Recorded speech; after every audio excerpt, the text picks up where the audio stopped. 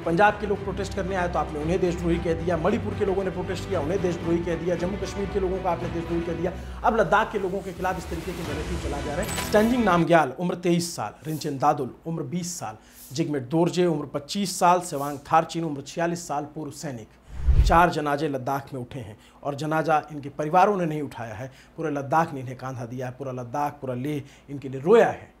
क्यों? क्योंकि ये प्रदर्शन बीते दिनों जो हुआ उसमें इनकी जानें गई।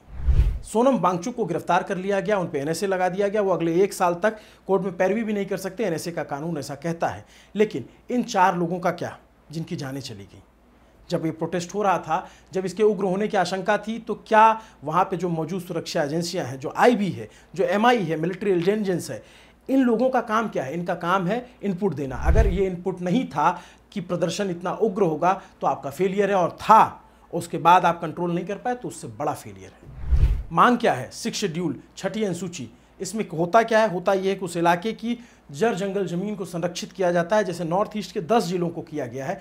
इसका क्राइटेरिया है कि इलाके की 50% से ज़्यादा आबादी शेड्यूल्ड ट्राइब्स होनी चाहिए। लद्दाख में 97% है, लेकिन नॉर्थ ईस्ट और यहाँ में अंतर यह कि यहाँ बौद्ध और मुस्लिम आबादी ज़्यादा है। अब सवाल ये कि अगर ये वादा किया गया था तो इस वादे को पूरा करने में दिक्कत क्या आ रही है? 370 हटने के बाद लद्दाख के लोगों ने जश्न मनाया। उन्हें यह लगा कि अब वो यूटी बनेगी, यानी ऐसी यूनियन टेरिटरी जहाँ पर विधानसभा के चुनाव होंगे जैसे जम्मू कश्मीर में हो रहे हैं। लेकिन ऐसा वहाँ नहीं हुआ, क्योंकि वहाँ पे आबादी 3 लाख की है, जो 3 ज़िले हैं। सरकार को ऐसा लगता है कि इतनी कम आबादी में विधानसभा नहीं बनाया जा सकता।